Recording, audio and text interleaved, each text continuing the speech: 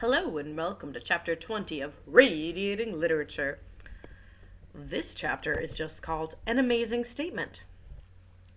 The next moment Poirot embraced me warmly. "Oh, Fia, you have arrived and all by yourself. It is superb.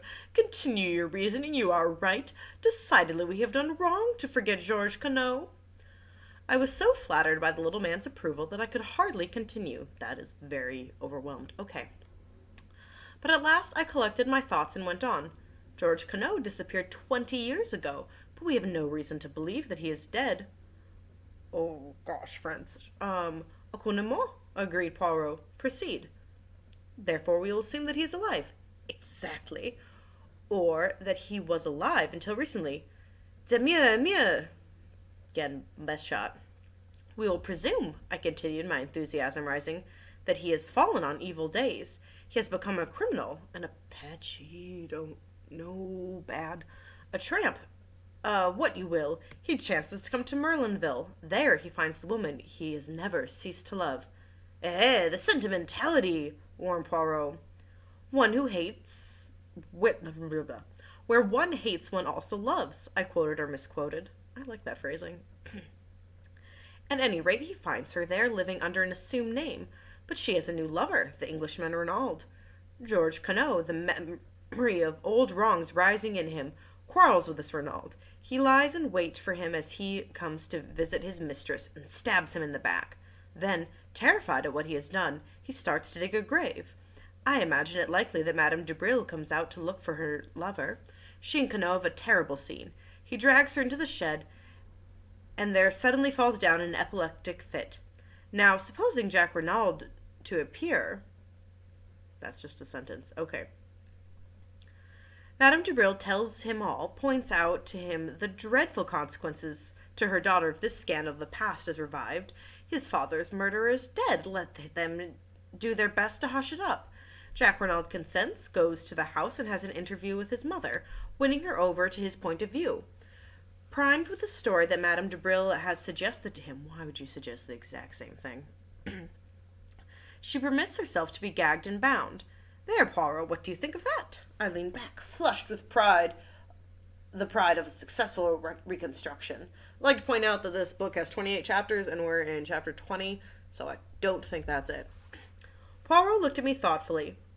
I think you should write for cinema, mon ami, he remarked at last. You mean... It would make a good film, the story you have recounted to me there, but it bears no sort of resemblance to everyday life. I admit that I haven't gotten into all the details, but you have gone further. You've ignored them magnificently. What about the way the two men were dressed? Do you suggest that after stabbing his victim, Queneau removed his suit of clothes, donned it himself, and replaced the dagger? I don't see that matters, I objected rather huffily. He may have obtained clothes and money from Madame de Brille by treats earlier in the day. Oh, by threats earlier in the day. By threats, eh? You seriously advance that supposition? Certainly. He could have threatened to reveal her identity to the Renauds, which would probably have put an end to all hopes of her daughter's marriage. You are wrong, Hastings. He cannot blackmail her, for she had the whip hand. Georges Queneau, remember, is still wanted for murder. A word from her, and he is in danger of the guillotine. I was forced, rather reluctantly, to admit the truth of this. Your theory, I remarked acidly, is doubtless correct as to all the details. My theory is the truth, said Poirot quietly. So rude. And the truth is necessarily correct. In your theory, you made a fundamental error. You permitted your imagination to lead you astray with midnight assassinations and passionate love scenes. But investigating crime, we must take our stand upon the commonplace. Shall I demonstrate my methods to you? Oh, by all means, let us have a demonstration. Poirot sat very upright and began wagging his forefinger emphatically to emphasize his points. I will start as you started from the basic fact of Georges Queneau. Now, I'm just pointing my finger a lot. Now that the story told by Madame Baroldi in the court case as to the Russians was admittedly fabrication. If she was innocent of connivance in the crime, it was concocted by her, and by her only, as she stated. If, on the other hand, she was not innocent, it might have been invented by either her or Georges Queneau. Now, case we are investigating, we meet the same tale. As I pointed out to you, the facts render it very unlikely that Madame de Bril inspired it. So we turn to the hypothesis that the story had its origin in the brain of Georges Queneau. Very good. Georges Queneau therefore planned the crime with Madame Renaud as his accomplice. She's in the limelight, and behind her is the shadowy figure whose alias is unknown to us.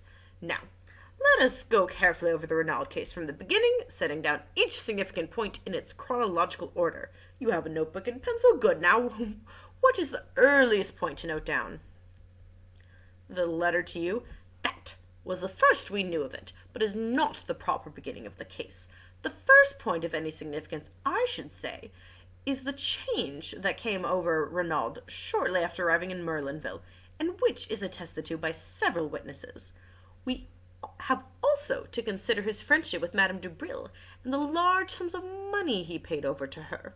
From thence we can come directly to the 23rd May. Poirot paused, clearing his throat, and signed me to write. 23rd May, Renaud quarrels with his son over a latter's wish to marry Martha de Bril. The son leaves for Paris. Oh, this is all. So, okay, I was trying to figure out who's talking. It's all Poirot. 24th May, Renaud alters his will, leaving entire control of the fortune in his wife's hands. 7th June, it's my mom's birthday, and my friend Saskia's birthday. Quarrel with Trampling Garden, witnessed by Martha de Bril. Letter written to Hercule Poirot, imploring assistance. Telegram sent to Jacques Renaud. I keep doing that, it's Jack. Jacques Renaud, bidding him to proceed by the Anzora to Buenos Aires, still spelled wrong. Chauffeur, Masters, sent off on a holiday. Probably wasn't.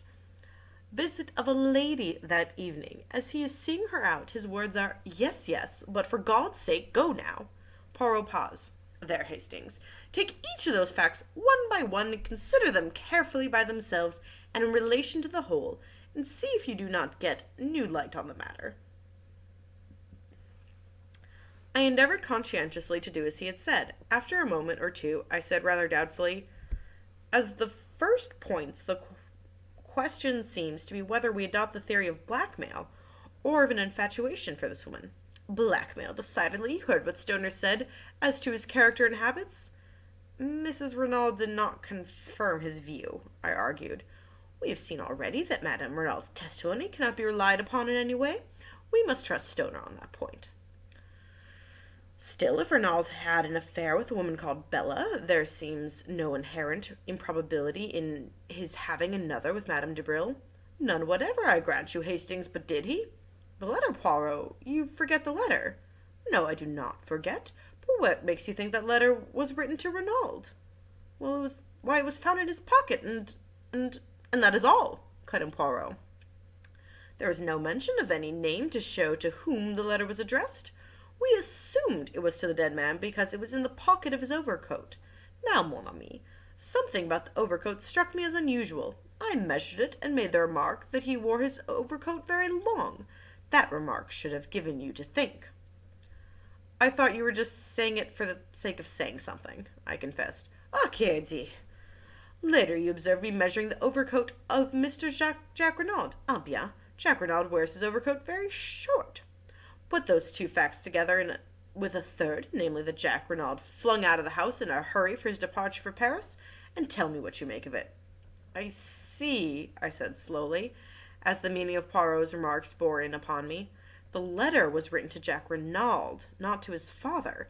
He caught up the wrong overcoat in haste and agitation.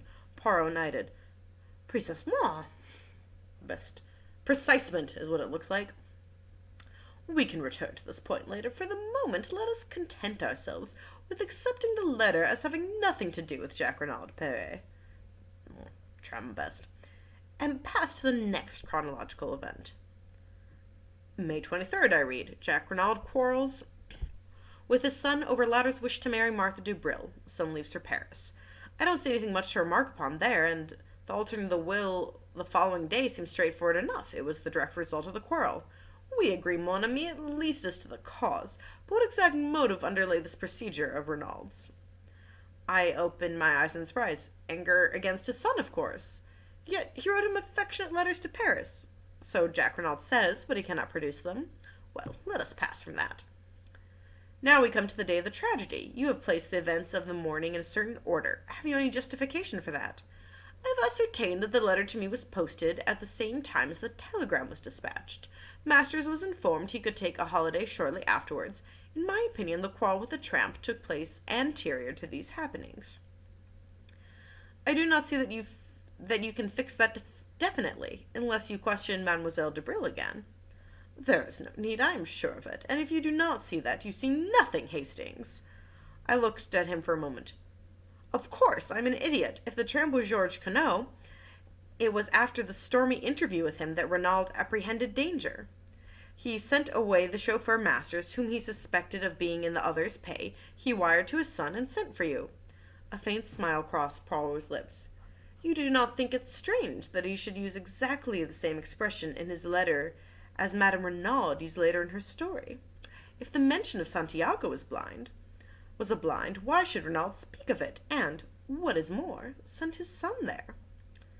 It is puzzling, I admit, but perhaps we shall find some explanation later. We come now to the evening and the visit of the mysterious lady. I confess that fairly baffles me, unless it was Madame de Brille, as Francois all along maintained. Poirot shook his head. My friend, where are your wits wandering?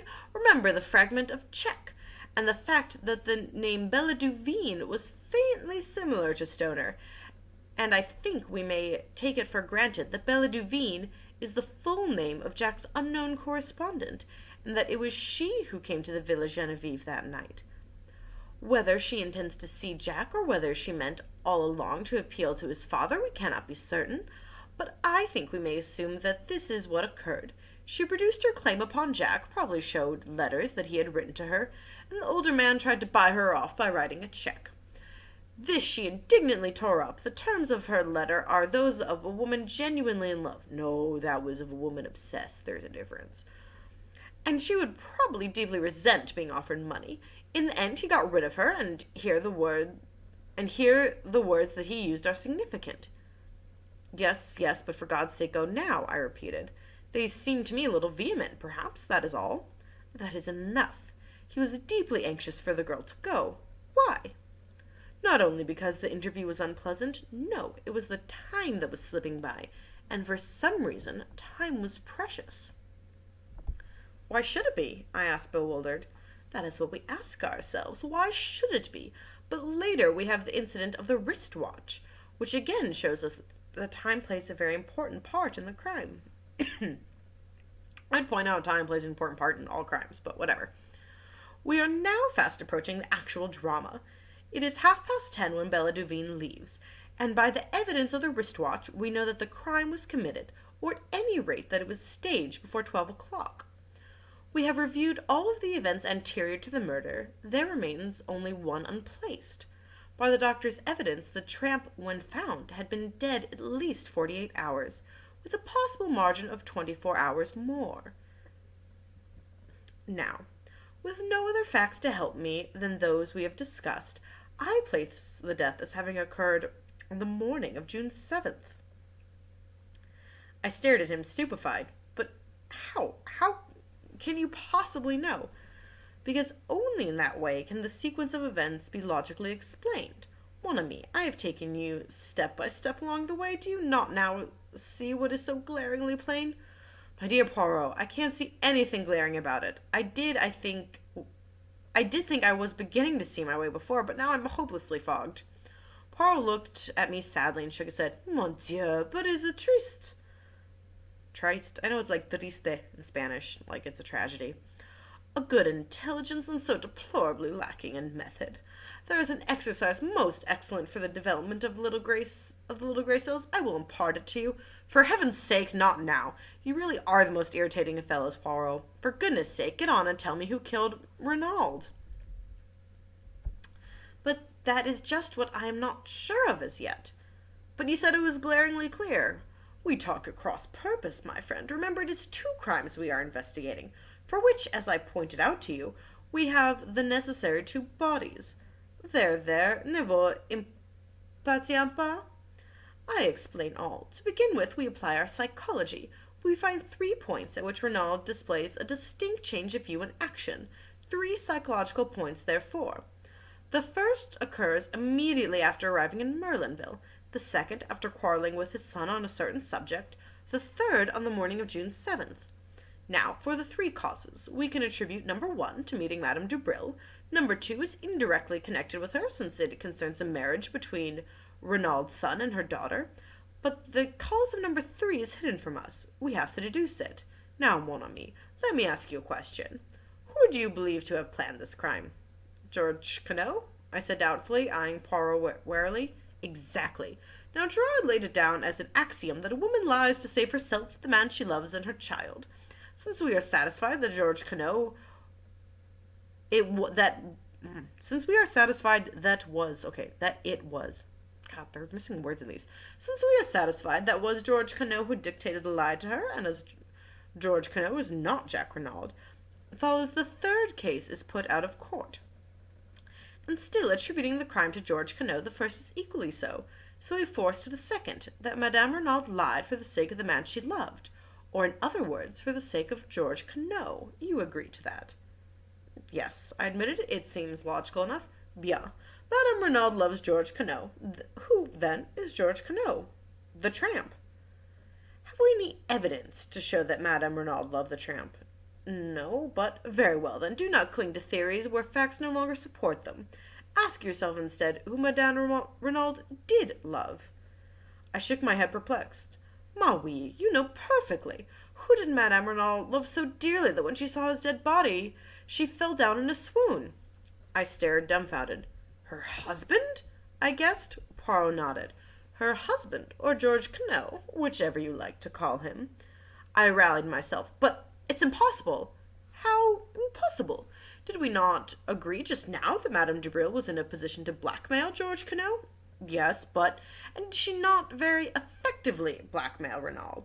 That may be true enough, and is it not a fact that we know nothing of Mr. Renaud's youth and upbringing? That he springs suddenly into existence as a French Canadian exactly 22 years ago? Also, that is so, I said more firmly, but you seem to me to be overlooking one salient point. What is that, my friend? Why, we've admitted George Quenouille planned the crime. That brings us to the ridiculous statement that he planned his own murder. Ah bien, mon ami, said Poirot placidly. That is just what he did do. And that is the end of chapter 20.